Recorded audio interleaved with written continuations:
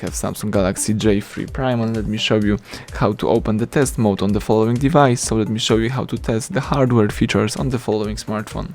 At the very beginning, let's open the phone's dialer, let's activate the keypad right here, and let's use the first test menu. So let's input *#7353 and hash.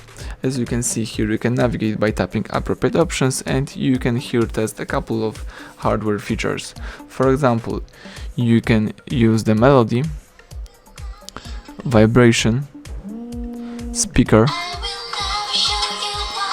diming, camera, front camera, Bluetooth, dot mode, grid mode, accelerometer sensor, proximity sensor, light sensor.